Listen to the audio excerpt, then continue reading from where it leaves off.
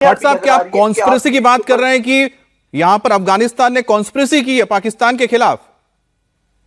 नहीं नहीं, अफगानिस्तान ने कौन कौन जो है वो कॉन्स्पिरेसी नहीं किया है। मैं आपको ये अर्ज कर रहा हूं कि तहरीके इंसाफ का एक ट्रैक रिकॉर्ड है गुज़िश्ता 20 साल का, इमरान खान साहब का तालिबान को लेके। इस वक्त तालिबान रजीम अफगानिस्तान के अंदर मौजूद है।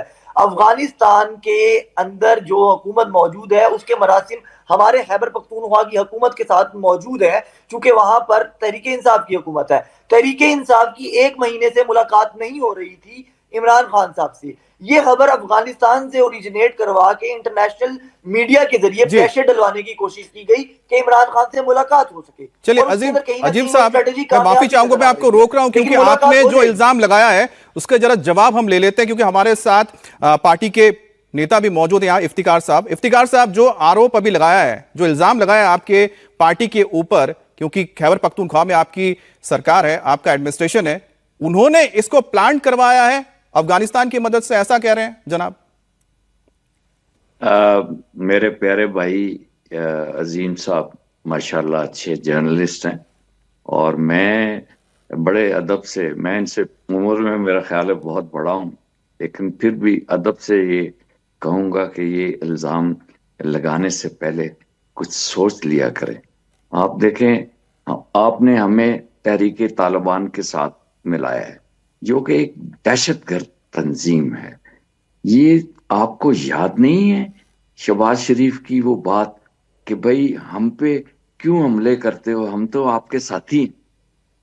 अजीम साहब, आप ही अपनी अदाओं पे जरा गौर करें, मगर अर्ज करेंगे तो शिकायत होगी।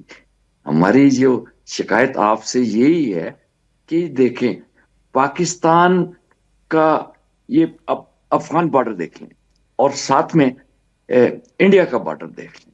हमने एक खामखा की एक जंग कर दिया। हमारा तो कोई एक बॉर्डर भी, कोई अपना ईरान के साथ भी हमारे ताल्लुकात ठीक नहीं है, हम अकेले।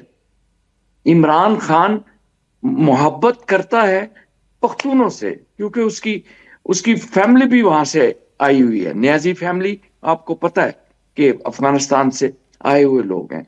तो ये सारा मोहब्बत और प्यार का रिश्ता होना चाहिए। बल्कि इंडिया के साथ भी, मैंने कल भी किसी चैनल पे कहा था कि 2010 में इमरान खान ने मेरे होते हुए, एहसन रशीद मरहूम के होते हुए, जुल्करनैन खान जिंदा है वो अभी जद्दा में, तो ये बात कही थी कि हमें जो नॉन स्टेट एक्टर्स हैं इनको बिल्कुल सपोर्ट नहीं करना चाहिए, क्योंकि कश्मीरियों के साथ हमने पुरअमन अगर उनको बचाना है तो अपना रवैया दुरुस्त करना होगा। हम किसी टेररिस्ट ऑर्गेनाइजेशन को सपोर्ट नहीं करते। आपने पता नहीं क्यों, थोड़ी सी कोई शायद गलती होगी आपसे, तो इस तरह तो ना किया करें ना। हम तो मोहब्बत, प्यार और आश्ती की एक तंजीम बनाने, आप हमें दहशतगर्द बना दें। आप जो ये नवाज शरीफ साहब की एक और बात भी बताऊं, मेरे बड़े अच्छे ताल्लुकात रहे हैं, मैं भी सहाफी था, खबरें का ब्यूरो चीफ था जद्दा में। तो मदीना मुनव्वरा में जी, ये ओबराय होटल में मेरे सामने, मैं अगर कुरान पे हाथ रख के, ये यही समझ लें कि कुरान ही है, मैंने हाथ रखा हुआ है, तो नवाज शरीफ साहब ने कहा था कि इस फौज की पेंट उतार के चौक में फलाना फलाना कर देना चाहिए। तो मैंने उनको कहा था, नवाज शरीफ साहब, एक हवलदार काबू नहीं आता, तो आप क्यों पूरी फौज को गाली कहते हैं? सबसे हमायती हम फौज के हैं। आप गुजरांवाला की अजीम साहब तकरीर सुन लें, जनरल बाजवा के खिलाफ, फैज हमीद के खिलाफ। अब ये क्या कहते हैं आज के प्रोग्राम में, वो इनके अंदर वो फौज के खिलाफ एक खन्नास भरा हुआ है।